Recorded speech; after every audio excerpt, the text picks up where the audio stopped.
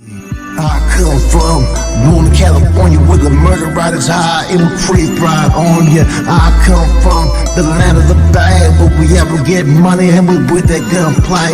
Rolling around slow, man, smashing down the block, hitting corners everywhere, man, the shit don't stop. As a kid, gang banging on the streets with a banger on my side, where take out winning. What's good with YouTube? You already know. Big Flocko with a convict's perspective, and I'm smashing, dashing, sliding on through with a little bit of energy. Please hit the like, subscribe, comment, do all those things to help support this channel, and hit that bell notification for future fire content. Once again, TikTok's own general itself, right, has another message for the people. We did one a while ago, pretty much calling out the hint there, right? About coexisting with the Sudanos and MA and whatnot, and you really had to read between the lines, right? This one, he's doing the same thing, and here is how it reads: La Lucha. As one of the founders in the summer of 1983, while we drafted the composition scheduled for the beginning of '84, we set a standard, values, and principles. We vowed to never wave from and swore to their preservation. And although many have come and gone over the decades, what always matters above all are the values of La Lucha. Specifically, that we fight for our existence against those who diss that idea. We defend our rights to live on our own land, unhampered by those who seek to oppress us. As a people, simply because of where we are from, those with a lust to conquer and control the land and soil of our origins, how can one ever say we have a healthy community, or that they've honored their role by standing by year after year and permit the opposition's land grab of our soil? It appears no one has lifted a finger, nor took a stance to say this is wrong. The land belongs to the people. We as a people and our families have a right to it. And you signed up, or have you forgotten who and what you are? Now, right here, it's kind of hard to basically read the final part, but I'm going to get the part where I can read. But it basically says something over, handing the homeland over to the foes, and he's calling out brothers, right? But here we go. Is that acceptable today? These are not the values and principles that we've given our lives for. Where are my bros at? Where is the fire in your hearts? Do not abandon our baby ends. Basically talking about Northerners. They are helpless and blind without you. Help them. Don't just look down on them. We are all an extension of one another, from the lowest to the highest. One love, one union. The ball and future is in your court. Clench your teeth and retrieve what is rightfully ours, till the box drops. Spartacus. Boom. 62 years young, hearts and soul. Now, this is kind of interesting, right? There's a lot of things to be discussed here, right? Now, first and foremost, Skip is very passionate when it comes to the Norteño lucha, right? As far as playing a role out there and pushing the bonds and format on the lines in the early years, he was one of the ones that was out there pushing it at that time. But as we know, Corning is always going to be recognized as the Nuestra Raza forefather. He had his full hand in everything that was going on back then. But Skip was one of the ones that was pushing the bonds and formats out there on those lines back in the early days, right? And see, this is the second time he's gave a message on TikTok. This is the third time that they gave him a message about this issue overall. You can go back to the True Filter, first TikTok message, and now the second TikTok message. Now, this one, he's not aggressive yet, but he's starting to get there. And I guarantee you the next message that he has coming out is not going to be as it's going to be a lot more direct, put it that way. I take this as being a nice warning. He's pretty much calling out every insult and every seed that's been there in the trenches. Not the new seeds that have been barely recruited or barely hit the system like in the last 15, 20 years, but those that remember the struggles that it was for the Norteños' existence. And that a lot of things have changed. A lot of people are moving into territories and establishing regions and whatnot. because of this new end all hostilities, the ability to coexist. Skip's saying that there should be no chance for ever to have them coexist is what he's basically saying here. Um, Now, what I'm gonna do with this spill a little bit different than I did with the last one. Last one, I voiced my opinion as far as where I would stand if I was still active. This one, I'm just gonna speak the facts of what's being discussed here, man. You can't be more clear than what he's trying to imply. Basically, he's calling for action to be taken against individuals who feel that this coexisting with, the MA and whatnot on these yards. How can we allow this to happen?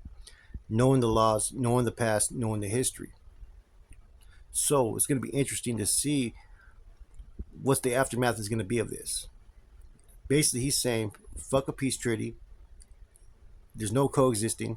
There's no working relationships. None of that's been going on in the state should ever have been permitted. That people are forgetting where they come from. They're forgetting what the lucha was all about, and that pretty much they're giving in to to another being that thinks they are superior to those from the north. And the way he's addressing it is to make sure that message gets fucking filtered out there. Because think about it. He could draft all kinds of filters, send it out there, and it can get, what I'm saying, allegedly sent to where it's supposed to go. But there's no guarantee of that. He knows putting it out there on TikTok, someone on YouTube is going to get it, and someone on YouTube is going to discuss it. And basically, that's what you have here. There's no way to sit there and, twist his words. There's no way to spin another narrative. This is where he stands. This is where the fellas in the Fed stand. Just because he's locked down and slammed down doesn't mean that he doesn't have a voice. And his voice is basically is being spoken. And there's a lot of people who are now going to take notice. Now, what does that mean for the future? I don't know. Because he's done this before and nobody has yet to take any type of action in the state. They got their own issues going on right now. And basically it seems like the fellas are probably paying attention to everything that they've been hearing that's been going on in the state. With the coexisting, with the new relationship, and you know, there's some people who probably have passed away who are turning over in their graves hearing this stuff that they're hearing.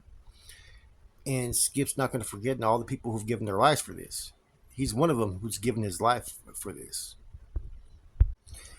And he's basically saying in a blunt fashion that how could this be even accepted? Why isn't anybody raising questions? Why hasn't he heard anybody trying to have a voice behind this? And he's trying to tell people, regardless of what your status is, you should have a voice in this.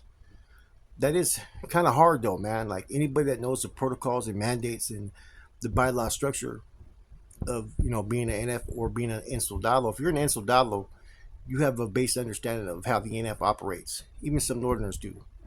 So the one thing that's always stressed is the law is always your ultimate authority. You know what I'm saying? Which for a Norteno soldado would be his bonds and the guidance for the format. NF is a whole different other page, right?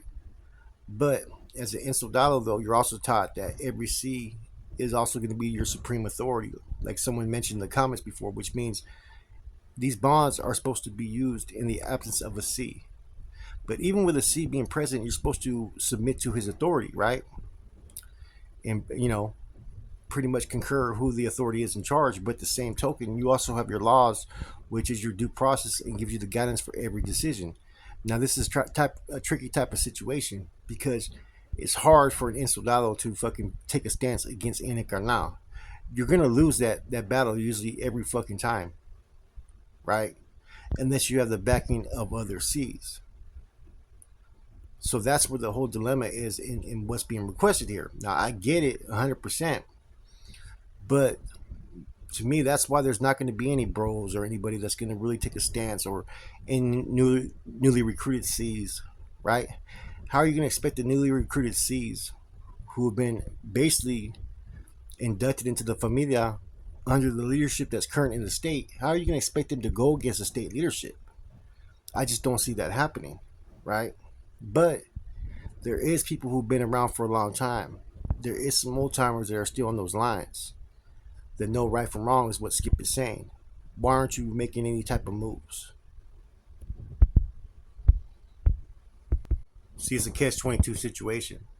You got the new leadership who made changes, who made certain agreements that some view as a cowardice stealing, some view it as treason, some don't.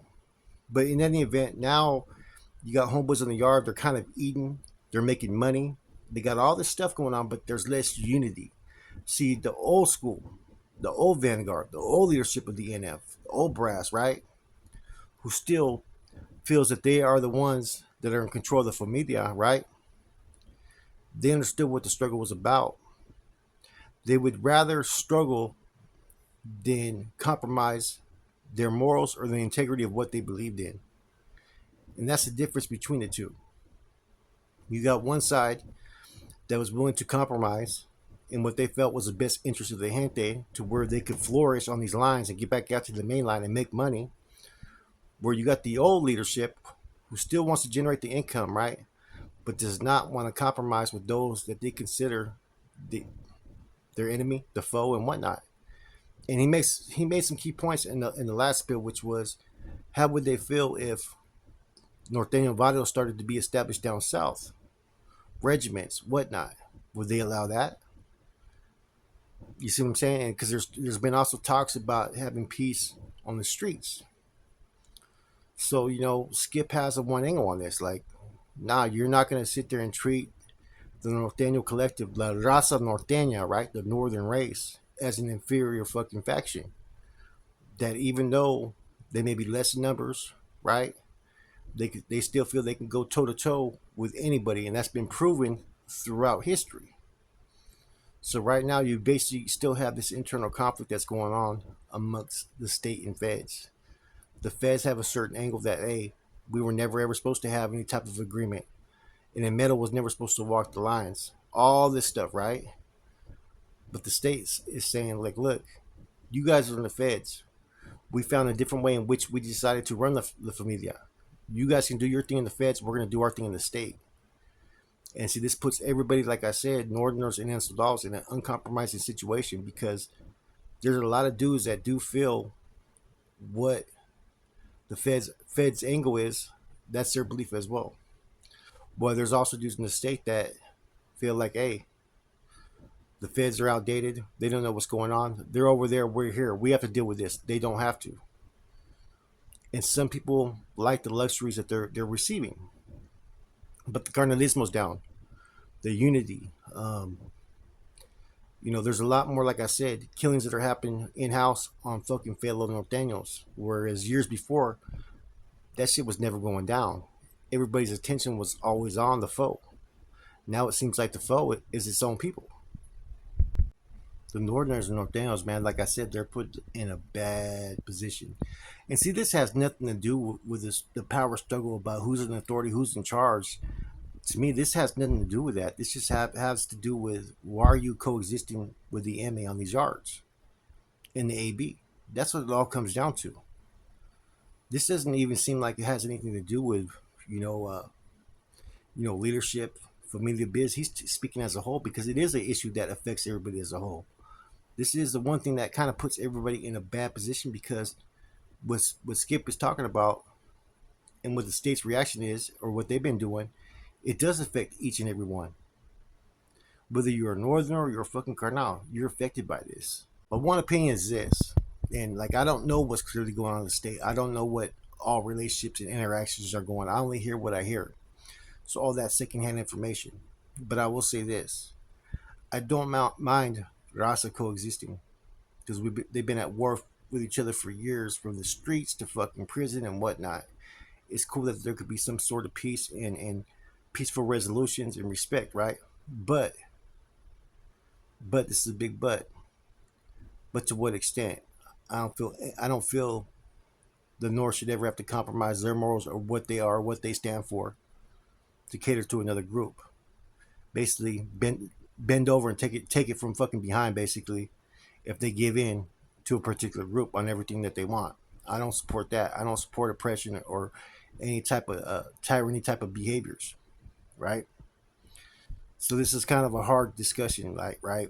And I'm not going to go into who's right or who's wrong. I'm only reporting the information and how it's being conveyed and what's being said. And it's pretty straightforward. This is what's being said. This is the feelings, and this is what the reaction is going to be. Now, I don't expect the state to really react to it. Like I said, it's kind of political career suicide. You know what I mean? Political suicide for one to fucking sit there and make a stance in the state against the state. That's the hard fucking thing. You know, only way anything could be done is if they get the right people in position to get rid of those who create the biggest obstacle in getting the Fed's goal. You know what I'm saying? So, like I said, this is a real touchy, sensitive subject, but it's real. It's being put out there, man. I mean, for it to be put out there on TikTok, you know, it's no different than it being put out here on YouTube. And pretty much in reading it, you can read between the lines. You know exactly what's being said. And what's going to happen from here, I don't know. Nothing happened last time the filter. See, when you're in prison, right, there's so much shit going on in the yard that you're in that you don't always have time to worry about all the fucking shit going on in another prison or fucking on the streets or whatnot. But this being the second message, I think people are starting to pay attention to it. But I think the next message is going to be a lot more blunt. And it may shatter a few people's egos or upset a few people, because I guarantee you he's going to put some people in their place if he doesn't see the type of reaction that he expects. You know, I don't think he's not calling for declare war or nothing like that, right? But he's basically saying, like, why are we giving in to certain things? Why are we allowing people to do certain stuff? You know what I mean? That wouldn't be accepted 20 years ago. Why is it being accepted now? Did all the sacrifices we make, were they made for nothing? That's basically what I'm gathering from fucking Skip's message on this, man. And I think he's being really direct. And like I said, he's passionate.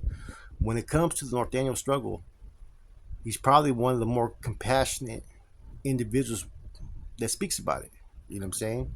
One of the more impactful, of course, was always Corny. Corny will always be recognized as the forefather of the struggle. You know what I'm saying? His hands is in everything that was fucking drafted and created, man. And but Skip's more of the spokesperson. He's more the one that's able to speak. And you know, like I said, there's a lot of people who look up to Skip in the feds, man. He's recognized. You know, he's truly looked at as the leader, and he's going to continue to lead and continue to voice his opinion till he speaks it into existence. Basically, you know, he's not going to stop. You know, for him to stop is going to be the day when he dies. So I don't expect him to change any type of attitude or anything. He's going to continue to push forward, and he's going to continue to push this agenda, man. And I don't think anybody's going to be able to stop him. Truth crushed to earth will eventually rise again. And I think a lot of stuff that the state has done is starting to catch back up to him. With that said, I hope you enjoyed this spill. It's your boy Flacco, Convict's Perspective. I'm gone. Come from Northern California where the murder rate is high, it will creep right on you. I come from the land of the bad, where we ever get money and we with that gunplay. I come from Northern California where the murder rate is high, it will creep right on you. I come from the land of the bad, where we ever get money and we with that gunplay. I come from